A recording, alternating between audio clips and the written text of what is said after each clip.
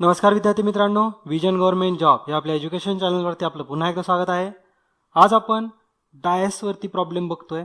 जे आपले ठोकळे असतात तर हे आपण म्हणजे सोंगट्या हे कसं सॉल्व करायचं, किंवा आपल्याला विचारतात एक्झाममध्ये असा प्रश्न की नंबर देतात आणि याच्या अपोजिटवाला नंबर काय असेल, तर 2-3 सोंगट्या तुमच्यासमोर मांडतात, म्हणजे डायस तुमच्यासमोर मांडतील आणि विचारतील की 2च्या अपोजिटचा नंबर काय आहे किंवा पृष्ठभागाचा आकडा कोणता आहे। तर अशा प्रकारचे प्रश्न येतात। तर आपल्याला हा सीसॅटमध्ये अतिशय महत्त्वाचा पार्ट आहे, प्रत्येक एक्झाममध्ये येतो। त्यामुळे आपल्याला याच्यावरती काहीतरी शॉर्टकट माहिती असेल तर चांगली गोष्ट, आपल्याला वेळ पण वाचेल आणि पटकन आणि विथ ॲक्युरेसी आन्सर भेटतील। ओके, तेच आपण या लेक्चरमध्ये कंप्लीट करतोय। तर वेळ न वाया घालवता लेक्चरची सुरुवात करूया। डायसचे ॲक्च्युली 2-3 टाईप पडतात। तर इथं तुम्हाला जे समोर दिसतोय हा टाईप 1 आहे, त्याचा एकदम बेसिक टाईप आहे हा। तर याच्यामध्ये 2 डायस दिलेले आहेत तुम्हाला आणि 2 कॉमन नंबर आहेत, जसं की डायस 1 आणि डायस 2 मध्ये 1 आणि 6 इथं कॉमन दिसतोय आणि 4 आणि 2 हे अनकॉमन नंबर आहेत।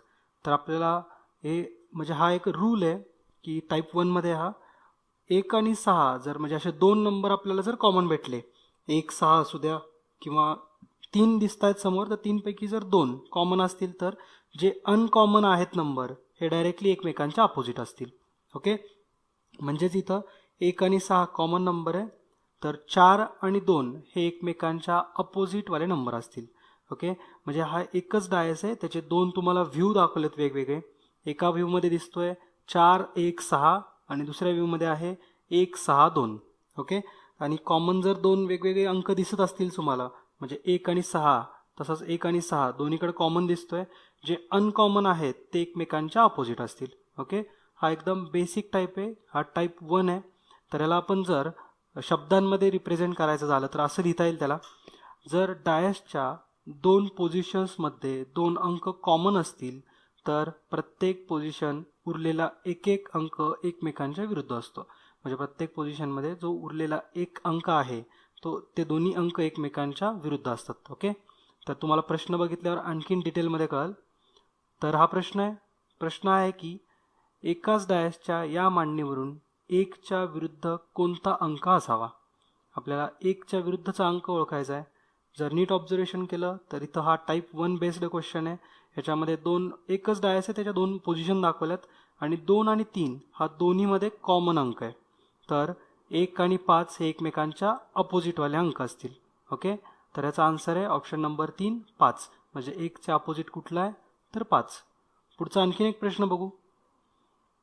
इथं पण असंच दिलेलं आहे की 3च्या किंवा घनाकृती ठोकळ्याच्या मांडणीवरून जर 3 हा अंक खालच्या पृष्ठभागावर असेल तर कोणता अंक वरच्या पृष्ठभागावर असेल असं विचारलंय। म्हणजे सरळ सरळ 3च्या अपोजिटवाला कुठला आहे ते विचारलंय। तर इथं पण बघा, तुम्ही व्यवस्थित ऑब्झर्वेशन करा, 5 आणि 2 हे दोन्ही अंक दोन्ही पोझिशन्समध्ये कॉमन आहे। म्हणजे एका डायसवरती 5-2-3 आहे, दुसऱ्या डायसवरती आहे 5-4-2, तर 5 आणि 2 हे कॉमन आहेत, तर अपोजिटवाले असतील 3 आणि 4। ओके, हे एकदम बेसिक टाईप झाला आहे। ह्याच्यामध्ये आपण थोडंसं आणखीन इम्प्रूव्हमेंट करू, थोडासा टाईप 2 मध्ये बघूयात, थोडे हार्ड लेवल प्रॉब्लेम असतील त्यात। तर हा जो तुम्हाला दिसतोय स्क्रीनवरती हा टाईप 2 आहे। ह्याच्यामध्ये कसं आहे तर एकच अंक कॉमन आहे। ओके, तर 2 वेगवेगळे डायस दिलेत तुम्हाला, म्हणजे एक डायस दिले आणि त्याच्या 2 वेगवेगळ्या पोझिशन आहेत। आणि डायस 1 ची जी पोझिशन आहे तर तिथं तुम्हाला दिसतोय की अंक आहेत 3-1-2 आणि इकडच्या दुसऱ्या पोझिशनवरती आहेत 6-4-3। तर नीट ऑब्झर्वेशन केलं तर तुम्हाला कळेल की 3 हा अंक इथं कॉमन आहे। मग आता कसं काढायचं किंवा कुठला नंबर कुणाच्या अपोजिट आहे हे कसं सांगणार, तर काय करायचं, 3च्या पासून क्लॉकवाईज डायरेक्शनमध्ये मूव्ह व्हायला सुरू करायचं। म्हणजे आपण पोझिशन 1 मध्ये बघूयात, तर आपण 3 सिलेक्ट केला आहे। आता 3 पासून मी क्लॉकवाईज वळतोय। क्लॉकवाईज म्हणजे काय, तर 3च्या नंतर येईल 1, त्यानंतर येईल 2, हे असे नंबर देऊन ठेवायचे। आता दुसऱ्या डायसच्या म्हणजे याच डायसच्या दुसऱ्या पोझिशनकडे बघा, तिथं पण जो कॉमन आहे तिथून क्लॉकवाईज काउंट करायला सुरू करायचं। म्हणजे 3 नंतर येईल 6 नंतर येईल 4। ओके, आणि ते दोघं फक्त एकमेकांच्या खाली लिहायचं। म्हणजे जे तुम्ही पहिल्यांदा काउंट केलं होतं 3-1-2 आणि दुसऱ्यांदा जे आपण काउंट केलं आहे दॅट इज 3-6-4 हे एकमेकांच्या खाली लिहायचे व्यवस्थित।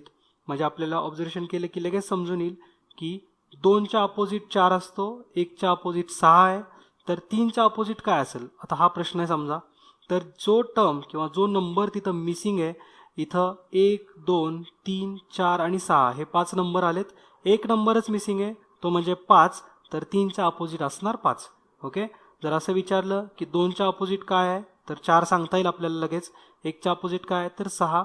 आणि 3च्या अपोजिट जर विचारलं तर तिथलचा मिसिंग नंबर तो म्हणजे 5. ओके. ह्याच्यामध्ये आणखीन एक प्रकार असतो. म्हणजे आता समोर तुम्हाला 2 डायस दिसत आहेत, दुसऱ्या एका प्रकारामध्ये 3 डायस असतील. मग इथं थोडंसं तुमच्या हे पाठ करायचं ॲक्च्युली, कसं करतोय मी ते. तर थोडंसं एक लक्ष ठेवा व्यवस्थित, की आपण प्रत्येक वेळेस जर कॉमन एकच नंबर असेल तरच आपलं हे लॉजिक यूज करू शकतो. ओके. तर एकच कॉमन नंबर हुडकायचा आपल्याला. इथं एका डायसचे 3 वेगवेगळ्या पोझिशन आहेत. फर्स्ट पोझिशनमध्ये नंबर आहेत 2 3 4. सेकंड पोझिशनमध्ये नंबर आहे 1 2 3. ओके. म्हणजे फर्स्ट आणि सेकंडमध्ये आपण जर कॉमन हुडकले तर तिथं आहे 2 2. ओके. त्यानंतर 3 सुद्धा कॉमन आहे. म्हणजे आपण जे आत्ता जस्ट लॉजिक यूज केलं आहे क्लॉकवाईज डायरेक्शनवालं, ते आपण इथं 1 आणि 2ला अप्लाय नाही करू शकत. ओके. आता पोझिशन नंबर 2 आणि पोझिशन नंबर 3 बघा. पोझिशन नंबर 2 मध्ये आहे 1 2 3 आणि 3 मध्ये आहेत 5 3 4. तर कॉमन एलिमेंट बघा फक्त 3च आहे, म्हणजे एकच कॉमन एलिमेंट आहे, एकच कॉमन नंबर आहे. मग आपण हा आपल्या क्लॉकवाईजवालं लॉजिक यूज करू शकतो. तर डायस 2 साठी लिहायचं की 3 पासून आपण आता क्लॉकवाईज वळतोय, त्यानंतर 3 नंतर काउंट होईल 2 2 नंतर 1. ओके. आता डायस म्हणजे तिसऱ्या पोझिशनसाठी कसं होईल, तर 3 5 आणि 4. म्हणजेच काय, 1च्या अपोजिट 4 आहे, 2च्या अपोजिट 5 आहे आणि 3च्या अपोजिट राहिलेला 6 नंबर आहे. ओके. तर लॉजिक तुम्हाला कळालं असेल की आपण फक्त कॉमन एकच एलिमेंट असेल तरच हे क्लॉकवाईज डायरेक्शनवालं यूज करतोय. ओके. तर काही प्रश्न बघू म्हणजे तुम्हाला डिटेल आणखीन कळेल. तर या प्रश्नामध्ये विचारलंय find the number opposite to number 6. Okay. म्हणजे 6च्या अपोजिटचा नंबर आपल्याला ओळखायचा आहे. तर डायस पोझिशन 1 2 3 आहेत. 1 आणि 2 पहिल्यांदा बघा, याच्यामध्ये कॉमन काय काय आहे. तर 3 कॉमन आहे. यस, 3 दोन्ही ठिकाणी कॉमन आहे. 6 पण कॉमन आहे, म्हणजे आपण एक क्लॉकवाईजवाला आपण इथे अप्लाय करू शकत नाही. ओके. आता 1 आणि 3 बघू. तर 3 कॉमन आहे. यस. बाकी कुठलाच नंबर कॉमन नाही आहे, म्हणजे आपल्याला भेटतोय डायस पोझिशन 1 आणि 3 पोझिशनमध्ये 2 एलिमेंट कॉमन आहेत, म्हणजेच एक एलिमेंट कॉमन आहे, दॅट इज 3. ओके. तर आता 3 कॉमन आहे. 3 पासून आपण परत काउंट वाईज किंवा क्लॉकवाईज मूव्ह व्हायला सुरू करायचं आहे, म्हणजे 3 2 आणि 6. आता इकडूनच्या म्हणजे तिसऱ्या पोझिशनमध्ये पण तेच करायचं आहे. 3 5 आणि 4 हे फक्त एकमेकांच्या खाली व्यवस्थित लिहायचं आहे. मग आता त्यांनी विचारले की 6च्या अपोजिट नंबर काय असेल, तर त्याचा आन्सर आहे 4. ओके. ह्याची भरपूर प्रॅक्टिस करा. असेच रँडमली तुम्ही सुद्धा क्रिएट करा प्रॉब्लेम आणि सॉल्व्ह करा, मग तुमच्या व्यवस्थित लक्षात राहील. ओके. आणि ही जी मेथड आहे ही काही आम्ही कुणी डेव्हलप केलेली नाही आहे. आम्हाला पण असंच चर्चेतून किंवा क्वेश्चन सॉल्व्ह करताना कुठून तरी कळालेली वगैरे मेथड असती. त्याच्यामुळं म्हणजे असं तुम्हाला वाटायला नको की मी फार काही टॅलेंटेड वगैरे, असं काही नाही आहे. ही काही मेथड आम्ही डेव्हलप केलेली नाही आहे, आमच्याच कुणातरी मित्रांनी आम्हाला सांगितलेली आहे. ओके. आणखीन एक थोडासा एक छोटा कन्सेप्ट आहे की तो म्हणजे असे जर डॉट्स दिले असतील ना क्वेश्चनमध्ये, एका साईडला डॉट्स दिलेत, तर याला सरळ सरळ नंबर कन्सिडर करायचे. ओके. म्हणजे इथं 5 डॉट असतील तर त्याला 5 नंबर कन्सिडर करायचा, 2 डॉट असतील तर त्याला 2, आणि बाकी आपलं लॉजिक हेच ॲज इट इज यूज करायचं. आता आपण काही प्रॅक्टिस करू, किंवा हे क्वेश्चन्स जे आहेत हे तुम्ही सुद्धा व्यवस्थित प्रॅक्टिस करू शकता. तरी हा प्रश्न आपण सॉल्व्ह करूयात. तर इथं डायसच्या 3 प्रकारे मांडणी दिली आणि 3च्या विरुद्धाचा अंक विचारलेला आहे. तर 3च्या विरुद्ध पहिला पोझिशन 1 आणि पोझिशन 2 याच्यामध्ये ऑब्झर्व करा काय काय कॉमन आहे. तर 3 आणि 1 कॉमन आहे, त्याच्यामुळे आपण ते क्लॉकवाईजवाला इथं नाही यूज करू शकत. परत ऑब्झर्वेशन पोझिशन 2 आणि 3चं करा, त्याच्यातून कळेल की आपल्याला 3 कॉमन आहे, बाकीचे सगळे अनकॉमन आहेत, म्हणजे एकच एलिमेंट आपल्याला कॉमन भेटतोय. तर मग तेच लॉजिक आपण यूज करू पोझिशन 2 साठी आणि पोझिशन 3 साठी. मग 3 पासून अगेन आपण परत क्लॉकवाईज मूव्ह होतोय, 5 3 5 आणि 1. त्यानंतर 3 पासून परत क्लॉकवाईज मूव्ह होतोय तिसऱ्या पोझिशनमध्ये 3 2 आणि 4. म्हणजेच आपल्याला 3च्या खाली 3 भेटलंय, त्यानंतर आहे 5च्या खाली आपल्याला 2 भेटलंय आणि 1च्या खाली 4. तर 1च्या अपोजिट 4 आहे, 5च्या अपोजिट 2 आहे. तर विचारले 3च्या अपोजिट काय आहे, तर मिसिंग कुठला नंबर आहे इथं, तर 6. तर 3च्या अपोजिट असेल 6. ओके. तर हा पण प्रश्न तुम्हाला व्यवस्थित कळला असेल. हे जे 2 समोर तुम्हाला हा एक क्वेश्चन दिसतोय आणि पुढचा एक क्वेश्चन, तर हे दोन्ही क्विज तुम्ही सॉल्व्ह करायचेत, घरी व्यवस्थित प्रॅक्टिस करायची आहे. आणि हा असा कन्सेप्ट आहे की तुम्ही आत्ता जरी केला तरी तुम्ही कधीच विसरणार नाही आयुष्यामध्ये, कारण त्याची प्रॅक्टिस व्यवस्थित करा आणि चांगलं लॉजिक आहे तुमच्या आरामात लक्षात राहील. ओके, तर लेक्चर कसं वाटलंय हे नक्की कमेंट करून कळवा. भेटूया पुढच्या लेक्चरमध्ये. तोपर्यंत जय हिंद, जय महाराष्ट्र. धन्यवाद.